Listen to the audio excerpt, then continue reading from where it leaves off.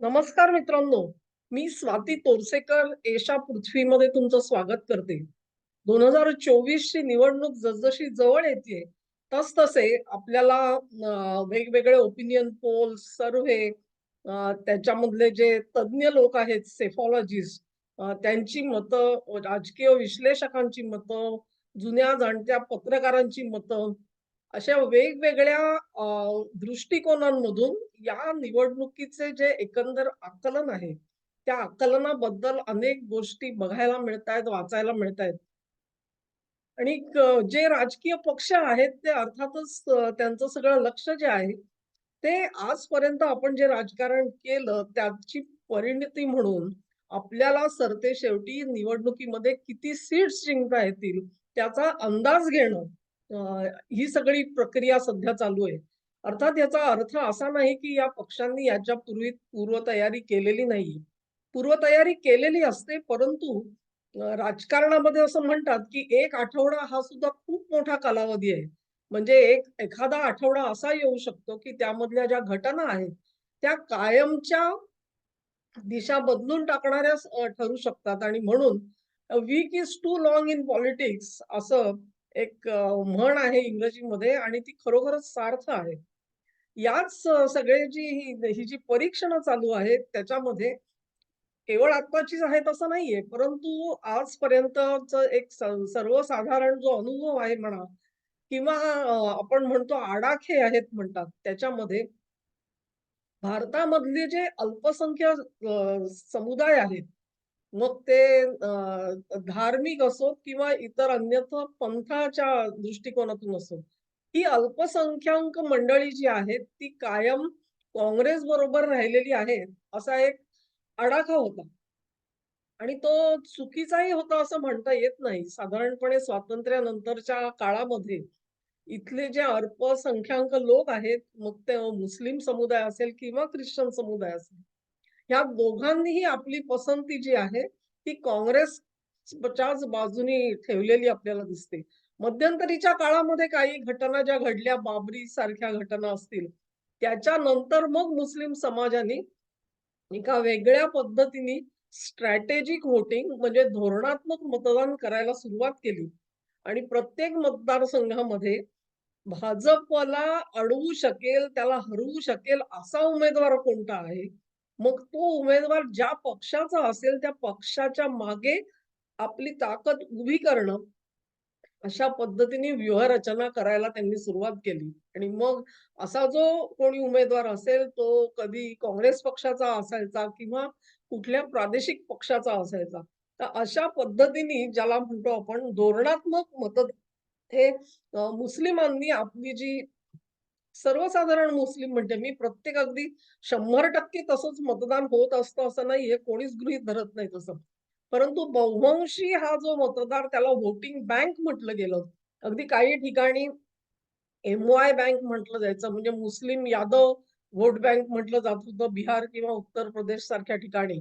आणि मग ही M-Y bank जी आहे ती उत्तर प्रदेशामध्ये मुलायम सिंग यांच्या सोबत, तर बिहारमध्ये लालू प्रसाद यादव यांच्या सोबत जायची.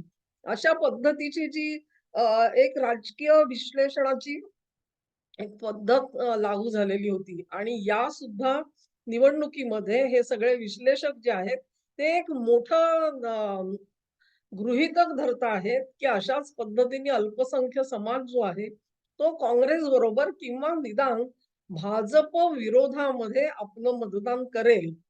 हे एक गृहीतक आहे. आता ह्याला गृहीतक मी अशासाठी म्हणते, की प्रत्यक्षामध्ये जे काही अहवाल येतायत, बातम्या येतायत त्या आणि हे गृहीतक ह्यांच्यामध्ये भरपूर मोठी विसंगती असल्याचं लक्षात येतंय. अशा पद्धतीचे जे आपण म्हणू मुस्लिम समाज आहे तो मी बाजूला ठेवते कारण त्यांचं मतदान जे आहे ते स्ट्रॅटेजिक व्होटिंग म्हणजे धोरणात्मक मतदान ते लोक करतात. त्याच्यामुळे त्या प्रश्नाला मी आत्ता हात घालणार नाहीये. परंतु ख्रिश्चन हा जो अल्पसंख्याक वर्ग आहे, ह्या वर्गाच्या बाबतीमध्ये मात्र एक ठळक फरक घडताना दिसतो आहे. आता हा जो समाजाचा वर्ग आहे, तो खूप मोठ्या प्रमाणामध्ये असलेली राज्य अर्थातच पहिलं म्हणजे केरळ होतं.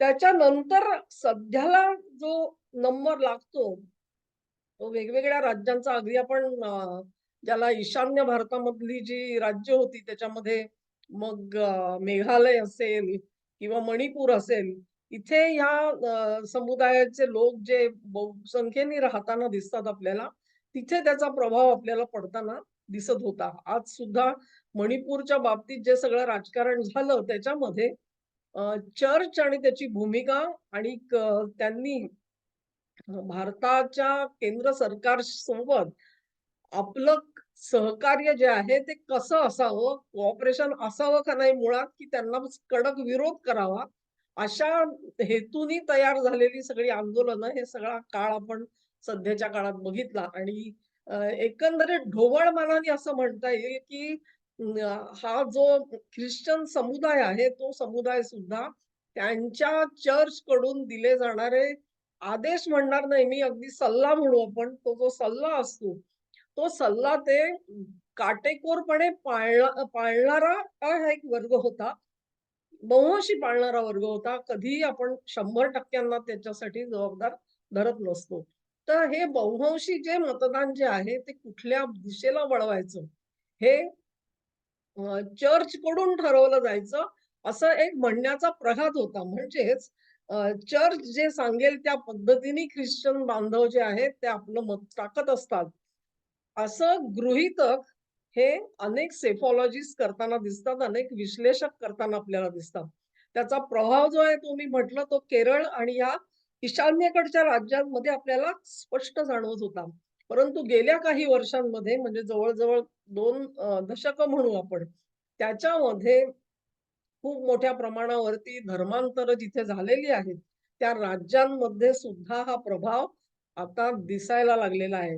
आणि त्याच राज्यांमधलं एक मोठं नाव आहे ते पंजाबचं आहे. पंजाबमध्ये जे शीख समुदाय जो आहे त्याच्यामध्ये सुद्धा 2 तट पडतात आणि त्याच्यामध्ये त्या शीख समुदायामध्ये सुद्धा ज्याला आपण कनिष्ठ जातीचे जे समुदाय आहेत, असं त्यांच्यातर्फे म्हटलं जातं.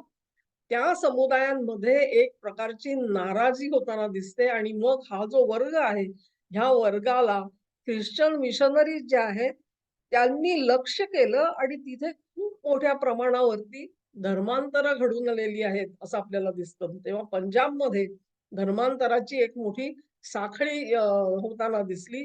कदाचित ही जी मंडळी आहेत, ती केवळ शीख समुदायातली नव्हती, तर ती हिंदूंमधली सुद्धा होती. म्हणजेच तो एक जो वर्ग आहे, त्या वर्गाला लक्ष्य करून ही धर्मांतरं घडवली गेली असं आपण बघितलेलं आहे. तमिळनाडूमध्ये तर त्यांचा उपद्रव जो आहे, तो आपण अनेक प्रकारे बघितला. म्हणजे ती जी अ, एक कंपनी होती स्टारलाइट, त्या कंपनीमधलं जे उत्पादन आहे, ते उत्पादन थांबवून म्हणजे भारताचं उत्पादन अशा पद्धतीने थांबवण्यात आलं, की भारताला शेवटी फक्त आयात करून त्या वस्तू वापरायच्या आणि आपलं स्वतःचं अत्यंत बहुमूल्य असलेलं विदेशी चलन हे चढ्या भावाने वापरायला लागलेलं होतं. अशा पद्धतीचे जे लढे उभे झाले, त्या लढ्यांमध्ये सुद्धा तुतुकोडीचा हा जो कारखाना आहे, त्याचं एक मोठं उदाहरण दिलं जातं. तमिळनाडूमध्ये सुद्धा खूप मोठ्या प्रमाणावरती अशा प्रकारे धर्मांतरं घडताना दिसतात आणि तिथलं जे सरकार आहे, ते सरकार त्याच्यावरती कुठलीही बंधनं टाकताना दिसत नाहीत. ह्याच प्रकारची धर्मांतरं जी आहेत, ती झारखंडमध्ये होताना दिसतात, ओडिसासारख्या राज्यात होताना दिसतात. तेलंगणामध्ये सुद्धा होतात. तर इतरही अनेक ठिकाणी होत असतील, परंतु इथे जे अगदी प्राबल्याने आपल्याला ह्याचं आता प्रमाण जाणवतंय, असं आपण म्हणू शकतो. आणि मग एक खूप मोठा सामाजिक बदल घडताना दिसतोय, असं काही अहवाल माझ्या जे वाचनामध्ये आले, त्यातून मी अलर्ट झाले आणि हा व्हिडिओ तुमच्या सोबत करते आहे. गंमत अशी झाली, की केरळमध्ये लक्षात घ्या तुम्ही, की जर का ख्रिश्चन समुदाय जो आहे, तो आजपर्यंत मी म्हटलं तसा काँग्रेसच्या सोबत होता. त्यांच्याच सोबत मुसलमान सुद्धा होते. आणि मग मुस्लिम आणि ख्रिश्चन विरुद्ध हिंदू, या हिंदूंची पार्टी जी होती, ती तिथली सी होती. म्हणजे हिंदूंना दुसरा पर्याय, एक सबळ पर्याय जर का उभा करायचा, तर त्यांना सी कडे जायला लागत होतं. जसजसा भाजपचा जोर तिथे चढताना आपल्याला दिसतोय आणि भाजप तिथे मूळ धरताना दिसतो. तसतसे हिंदू जे आहेत ते सीपीएम कडून दूर जाताना दिसतात आणि ते भाजपमध्ये आकर्षित होताना दिसतायत. परंतु पूर्वीच्याच परिस्थितीमध्ये आज दुसरा फरक असा पडलेला आहे, की आतापर्यंत एकनिष्ठेने मुसलमान आणि ख्रिश्चन हे जे काँग्रेसकडे जाताना दिसत होते, त्या परिस्थितीत मात्र बदल होताना दिसतो आहे. तर कारण असं, की ज्या पद्धतीमध्ये मुसलमान आक्रमक झालेले आहेत केरळमधले, त्यांचं जे स्वरूप आहे आणि त्यांची जे एकंदर स्टॅन्स म्हणतो आपण, भूमिका घेत आहेत ते प्रत्येक प्रश्नावरती, त्यातून एक शंका निर्माण झालेली आहे ख्रिश्चन वर्गाच्या मनामध्ये, की ह्यांच्यापुढे आपला निभाव लागणार आहे का? कारण हे जर का अशाच पद्धतीने वागत राहिले, तर आपल्याला आपलं अस्तित्व टिकवणं हे थोडंसं कठीण होणार आहे. ही जी शंका आहे ती मनामध्ये त्यांच्या रुजायला लागलेली आहे आणि त्याची अनेक कारणं आहेत. त्याच्यामध्ये जसा लव्ह जिहाद आहे. म्हणजे केवळ हिंदू मुलींना पळवून त्यांचं धर्मांतरण केलं गेलं आणि त्यांचे निकाल लावले गेले असं झालेलं नाहीये. तर तिथल्या ख्रिश्चन मुलींच्या बाबतीमध्ये सुद्धा ह्याच घटना घडल्या. किंबहुना लव्ह जिहाद हा जो शब्द आहे, तो शब्दच मुळी केरळच्या हायकोर्टाने अशाच एका केसमध्ये वापरलेला आपल्याला बघायला मिळेल. आणि मग हे इतकंच नव्हे तर जे हिंसक घटना उरलेल्या घडतात त्याच्यामध्ये ख्रिश्चनांना आपण सुद्धा काफीर आहोत या सगळ्या लढ्यामध्ये ह्याची प्रकर्षाने जाणीव होताना दिसते आहे. आणि मग त्यांच्या एक लक्षात आलं, की अ, भले त्यांची विचारसरणी जी आहे ती हिंदुत्वाशी जुळणारी नसेल किंवा त्यांना हिंदुत्व हवंय असं नाहीये. परंतु किमान हिंदू जे आहेत ते आपल्याला जगू देतील शांततेमध्ये. ठीक आहे, आपल्या विचारधारांमध्ये फरक असेल, परंतु निदान अस्तित्व टिकलं तर पुढची लढाई लढता येते. परंतु जो शत्रू तुम्हाला जीवानिशी मारायला तयार होतो आहे, त्याच्या सोबत जाता येत नाही. आणि म्हणून ख्रिश्चन समाज जो आहे तो काँग्रेस पक्षापासून दूर जाताना आपल्याला दिसतो आहे, खुद्द केरळमध्ये.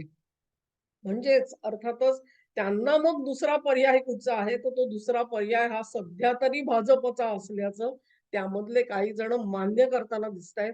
ही एक अत्यंत क्रांतिकारी अवस्था आहे, असं मी समजते. ज्या समाज घटकाला आजपर्यंत भाजपवरती कधीही विश्वास टाकावासा वाटला नाही, तो समाज घटक आज भाजपकडे झुकताना दिसतो आहे. हा बदल महत्वाचा आहे. असाच बदल तुम्हाला आजच्या घडीला पंजाबमध्ये घडताना दिसतोय. जिथे-जिथे त्यांच्या अस्तित्वावरती प्रश्न निर्माण होतोय, जिथे-जिथे अस्तित्वाचा सामना त्यांना करावा लागतोय, तिथे-तिथे त्यांना त्यांच्या तत्वज्ञानानुसार दगडापेक्षा वीट मऊ ह्या न्यायाने त्यांना भाजप बरा वाटतोय. परंतु हे जे उर्वरित पक्ष आहेत, ते पक्ष त्यांना आज नकोसे वाटताना दिसतायत. ही परिस्थिती जशी केरळमध्ये आहे, तशीच पंजाबमध्ये आहे आणि तशीच तामिळनाडूमध्ये आहे. या तिन्ही राज्यांमधली जी फ्लुइड परिस्थिती आहे, फ्लुइड म्हणजे अस्थिर परिस्थिती आहे. कुठल्या बाजूला जनमत झुकेल, हे आज स्पष्टपणे कोणी सांगताना दिसत नाहीये. जरूर तामिळनाडूमध्ये साधारणपणे 18% पर्यंत 16 ते 18% पर्यंत भाजपला मतदान होईल, असं आज सांगितलं जातंय. परंतु ते 18% वरती थांबणार आहे का त्याच्यामध्ये खूप मोठी जंप मिळणार आहे. ह्याचं उत्तर हे जसं किती हिंदू हे त्याच्यापासून दूर जातील, अण्णा डी आणि डी पासून ह्याच्यावर जसं अवलंबून आहे, तसंच तिथला हा जो ख्रिश्चन वर्ग आहे, तो काय भूमिका घेणार ह्याच्यावरती अवलंबून असेल. आणि मग एक लक्षात ठेवा हिंदूंमध्ये हा बदल घडून यायला खूप वेळ लागत असतो. कारण मतदार जो आहे तो आपली भूमिका जी आहे, आपलं मत खूप सहजासहजी चटकन बदलत नाही. परंतु हे समाज घटक जे आहेत ते अतिशय अलर्ट आहेत, सावध आहेत, राजकीयदृष्ट्या जागरूक असल्यामुळे ते तात्काळ आपल्या भूमिका बदलू शकतात आणि आपलं मतदान हे ते पारडं कोणाच्या बाजूला झुकवायचं त्याचा निर्णय हे चटकन करणारे समाज घटक आहेत. त्यामुळे अशा पद्धतीने जर का तामिळनाडूमध्ये बदल घडून आला, तर सुद्धा तिथे भाजपचं जे व्होटिंग पर्सेंटेज आहे, त्याच्यामध्ये खूप मोठी भर पडण्याची शक्यता आहे. या सगळ्यामध्ये मी म्हटलं, तसं समाज एका बाजूनी विचार करताना दिसतोय. चर्च मात्र दुसऱ्या बाजूनी विचार करताना दिसतंय. ही जी दरी पडते आहे ती जी दरी ही महत्वाची आहे आणि राजकीय विश्लेषकांनी त्याच्यामध्ये खास लक्ष द्यावं, असं मला जरूर वाटतं. त्याचं कारण असं, की आज सुद्धा मी असं समजते, की चर्चची भूमिका जी आहे, ती काँग्रेस सोबत राहण्याचीच असणार आहे आणि ही वस्तुस्थिती जी आहे, ती आपल्याला मणिपूरमधून स्पष्ट झालेली दिसून येते आहे. त्यामुळे चर्चचं जे भारताकडे बघण्याचा दृष्टिकोन आहे, भारतामधल्या सध्याच्या सत्तेकडे, सत्ताधारी पक्षाकडे आणि विरोधकांकडे ते कशा दृष्टीने बघतात, हे मणिपूरमध्ये आपण बघितलं. त्यामुळे त्यांना चर्चला काही असं वाटत नाही, की आपला जो समुदाय आहे, त्यांनी अशा प्रकारे भाजपचं समर्थन करावं. परंतु जमिनीवरची परिस्थिती अशी आहे, की चर्चला जरी समजत नसलं, तरी देखील ह्या समुदायाला आपल्या अस्तित्वाला धोका असल्याची जाणीव होताना दिसते आहे आणि म्हणून ते जागरूकपणे चर्चचं न ऐकता, चर्चचा आदेश न मानता तो झुगारून ते भाजपकडे वळण्याची दाट शक्यता या निवडणुकीमध्ये तयार झालेली आहे. ह्या सगळ्याचे सगळे बदल आहेत, ते सगळे बदल आपण आज बघतोय. पण मोदी ज्यावेळेला 400 पारची घोषणा करतात, त्यावेळेला हे बारीक बदल जे आहेत, त्यांची कुठे ना कुठेतरी काणकूण असेल किंवा त्याच्या संबंधीचे यथास्थित सखोल अभ्यास केलेले जे अहवाल आहेत ते त्यांच्यापर्यंत जरूर पोहोचलेले असतील. कारण हा अंडरकरंट जरी म्हटला, आज अंडरकरंट म्हणावा लागेल. तो एक सुप्त प्रवाह आहे कारण तो अजूनपर्यंत पृष्ठभागावर आलेला तुम्हाला दिसत नाही. त्याचं जे दर्शन आहे ते दर्शन आजच्या घडीला तरी पडद्याआड आहे असं आपण म्हणू शकतो. त्याला आपण सुप्त म्हणू शकतो. निवडणुकीनंतर मात्र हे सगळे जे प्रवाह आहेत ते स्पष्ट होत होत जाणार आहेत. आणि मग त्याच्या मागे हा जो समुदाय आहे, त्या समुदायाला कुठे ना कुठेतरी पटवण्यामध्ये मोदींना यश मिळालेलं आपल्याला दिसतं, की सबका साथ सबका विकास हे पंतप्रधान मोदी जे आहेत, ते अतिशय तळमळीने, प्रामाणिकपणे आणि अंतःकरणापासून सांगतायत आणि कुठलाही जो विकास आहे, त्या विकासामधून आपला समुदाय वंचित राहणार नाही. ह्याची जशी मोदीकी गॅरंटी त्यांना आहे, तशीच आपल्या अस्तित्वासाठी म्हणून, ते टिकवण्यासाठी म्हणून भाजपचे हात बळकट करणं ही आपली जबाबदारी ठरणार आहे, असा निर्णय घेताना हे समाज दिसतायत आणि माझ्यासाठी ही एक स्वागतार्ह घटना आहे. कुठेतरी पॉझिटिव्ह दिशेने, चांगल्या दिशेने पडणारं हे जे पाऊल आहे, त्या पावलाचं आपण स्वागत करायला पाहिजे आणि ते मजबूत कसं होईल, ही दिशा त्यांच्यासाठी सुस्पष्ट कशी असेल आणि त्यांच्या फायद्याची आहे, हे त्यांना पटवण्याचा प्रयत्न आपण आपल्या वागणुकीमधून करायला पाहिजे. धन्यवाद मित्रांनो. हा व्हिडिओ तुम्हाला आवडला असेल अशी आशा करते. तुम्हाला आवडला असेल तर मित्र परिचितांपर्यंत ही लिंक पाठवा. चॅनेलला सबस्क्राईब करा, व्हिडिओ लाईक करा आणि याच्या विस्तारासाठी आपलं सहकार्य द्या. धन्यवाद.